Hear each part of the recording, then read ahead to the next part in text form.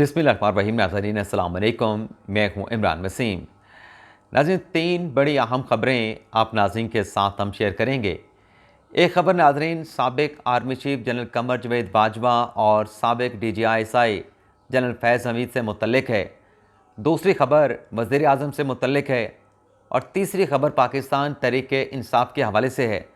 और ख़बर नाज़रीन ये है कि PTI के 4 खिलाड़ी मुबैना तौर पर बागी हो गए हैं। तो ये 3 जो ख़बरें हैं इनकी तफ़सीलात तो आपके साथ हम शेयर करेंगे। इसके अलावा नाज़रीन कुछ दीगर ख़बरें हैं, उनकी तफ़सीलात भी अपने इस व्लॉग में हम शामिल करेंगे। पहली ख़बर से नाज़रीन गुफ्तगू का आगाज़ करते हैं।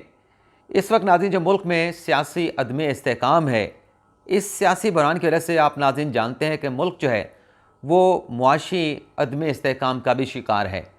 और इस सियासी अदम इस्तेहकाम और मुआशी बहरान की वजह से अल्टीमेटली जो सफ़रर हैं वो पाकिस्तान के अवाम हैं।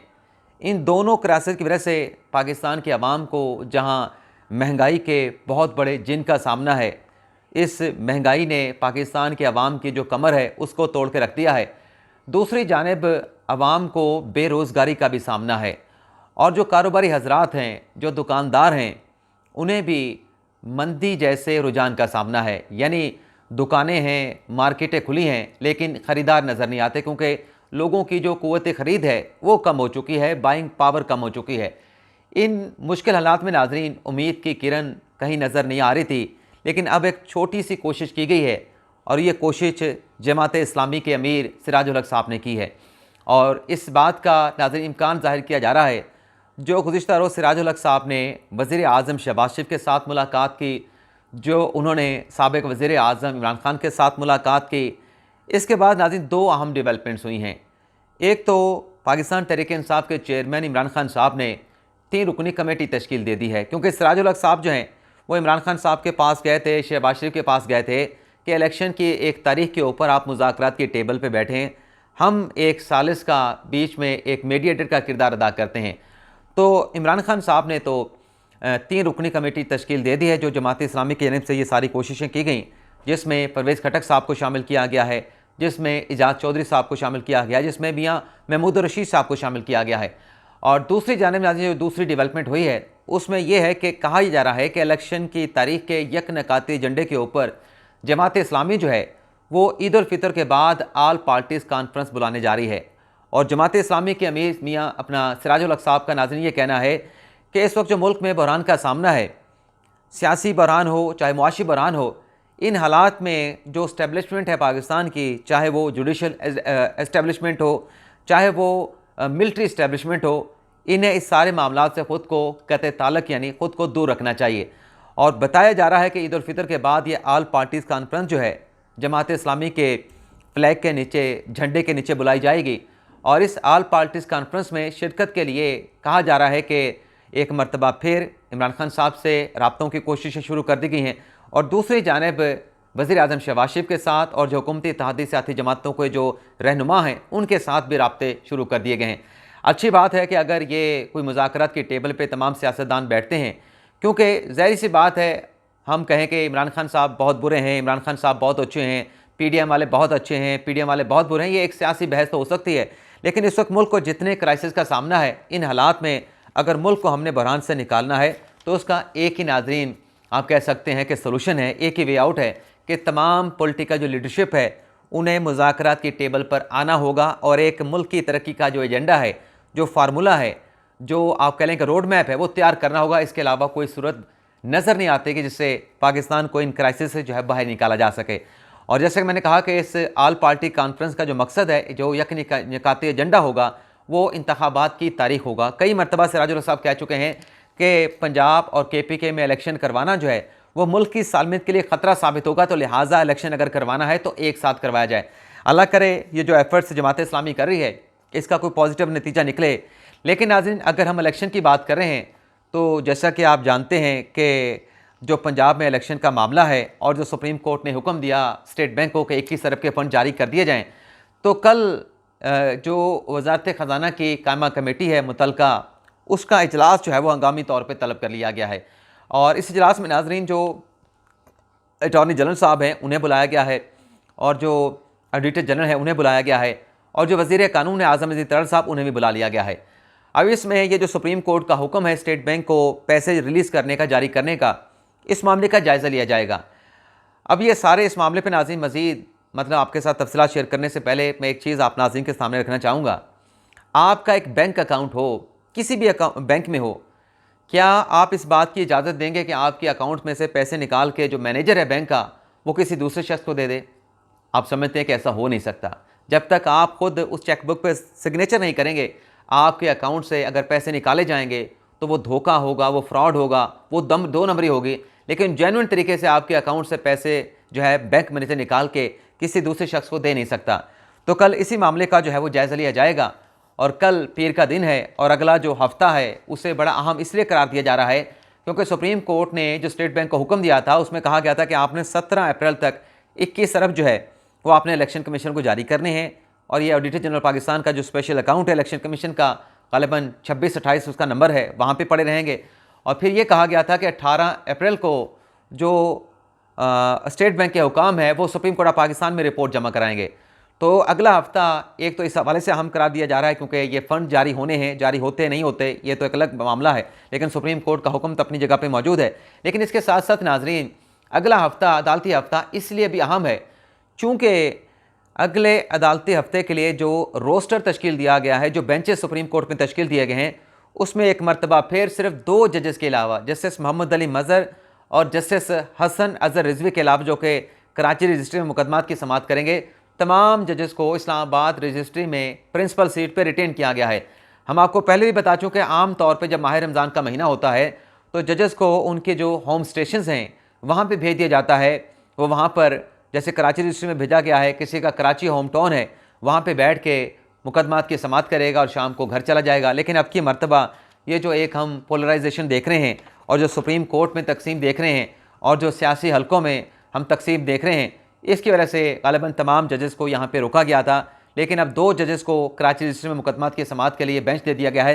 लेकिन बाकी जजेस को अभी भी अगले हफ्ते ईद होने वाली है, लेकिन इसके बावजूद जो है उन्हें यहाँ पर जो है वो रिटेन रखा गया है।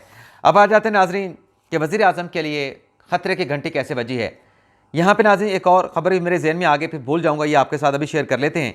जैसे मैंने कहा कि उम्मीद की किरण इस ऑल पार्टीज़ कॉन्फ्रेंस से हमने लगाई है, एक और खुशखबरी भी है और वो नाज़रीन खुशखबरी ये है कि पाकिस्तान का रशिया के साथ खाम तेल की ख़रीदारी का ना सिर्फ मुआहदा तय पा गया है बल्कि पाकिस्तान ने जो 33% अपनी ज़रूरत का तेल रशिया से ख़रीदने का ऐलान किया था उसका पहला ऑर्डर भी रूस को दे दिया गया है। लेकिन इस मुआहदे का नाज़रीन एक फ़ीचर ये है, रशिया की जानिब से ये मुतालबा किया गया कि हमारा जो आपके साथ ये जो एग्रीमेंट है, हम आपको खाम तेल फराम करेंगे, ये आप सीक्रेट रखेंगे, इसको खुफिया रखेंगे। और रशिया के इस ख्वाहिश के ऊपर पाकिस्तान की आवाम ने, पाकिस्तान की हुकूमत ने रज़ामंदी का इज़हार किया है और ये यकीन दहानी रूस को करा दी गई है। जो चीज़ें रिपोर्ट हुई हैं इस डेवलपमेंट के हवाले से, उसमें कहा गया कि पाकिस्तान भी चाहता है कि जो कंसेशन इस मुआहदे में रशिया की तरफ से पाकिस्तान को खाम तेल की ख़रीदारी के सिलसिले में दी गई है उसको जो है मंजर आम पे नहीं लाया जाएगा। अल्लाह करे ये जो पाक रशिया खाम तेल की ख़रीदारी का मुआहदा है ये पाकिस्तान के अवाम के लिए खुशखबरी लेके आए और जब ये तेल रशिया से पाकिस्तान पहुँचे तो जो कल पेट्रोल की कीमत में 10 रुपये का मज़ीद इजाफ़ा किया गया है, हम उम्मीद करते हैं कि पेट्रोलियम मसनूआत की कीमतों में खातर ख़ास जो है वो हुकूमत पाकिस्तान की जानिब से जो है वो कमी की जाएगी। अब आ जाते हैं कि वज़ीर आज़म के लिए ख़तरे की घंटी कैसे बजी है।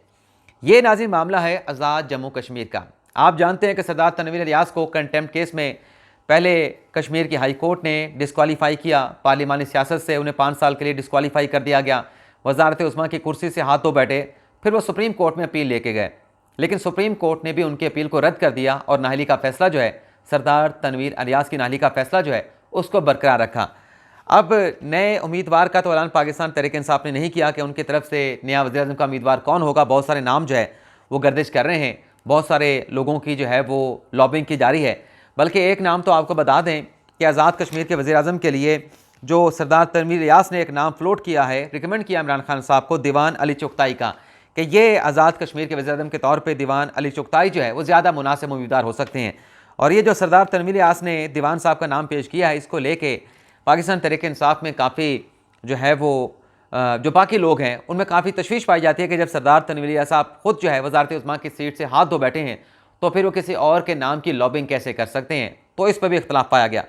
अब नाज़रीन हुआ ये है कि उम्मीदवारों का नाम नहीं सामने आया। इमरान खान साहब ने किसी के नाम का ऐलान नहीं किया। अल्टीमेटली तो ऐलान खान साहब ने करना है, लेकिन कहा जा रहा था कि हफ्ते के रोज़ यानी कल जो दिन गुजरा है, वजारत उज़्मा के उम्मीदवारों का ऐलान कर दिया जाएगा और वजारत उज़्मा के लिए जो इलेक्शन की तारीख है उसका ऐलान भी कर दिया जाएगा। और ये इसलिए एक्सपेक्ट किया जा रहा था क्योंकि जो कश्मीर कौंसिल के पाकिस्तान तहरीक इंसाफ के रहनुमा थे सरदार सयाब खालिद साहब, उनका इंतकाल हो गया था। तो कल हफ्ते के रोज़ जो कानून साज असम्बली है आज़ाद जम्मू कश्मीर की, उसमें इजलास हुआ। जो सीट खाली हुई थी कश्मीर कौंसिल की सरदार सयाब खालिद के इंतकाल की वजह से, उनकी डिमाइज की वजह से, तो इस पर अदनान खालिद साहब उम्मीदवार थे पाकिस्तान तहरीक इंसाफ के कश्मीर कौंसिल के रुकन के तौर पर। तो वहाँ पर जो रिज़ल्ट सामने आए, उस रिज़ल्ट ने नाज़रीन ये रिफ्लेक्ट किया कि पाकिस्तान तहरीक इंसाफ के 4 अरकान जो है उन्होंने अदनान खालिद को वोट नहीं दिया, और इसका इंप्रेशन ये लिया गया कि वो बागी हो गए हैं, क्योंकि 31 की सीटें हैं, ऐवान है, मतलब तादाद है पाकिस्तान तहरीक इंसाफ की कानून साज असम्बली में कश्मीर में, और इन्होंने जो वोट हासिल किया अदनान खालिद साहब ने वो 26 वोट हासिल किए, और 1 वोट इन्हें पड़ा मुस्लिम कॉन्फ्रेंस का।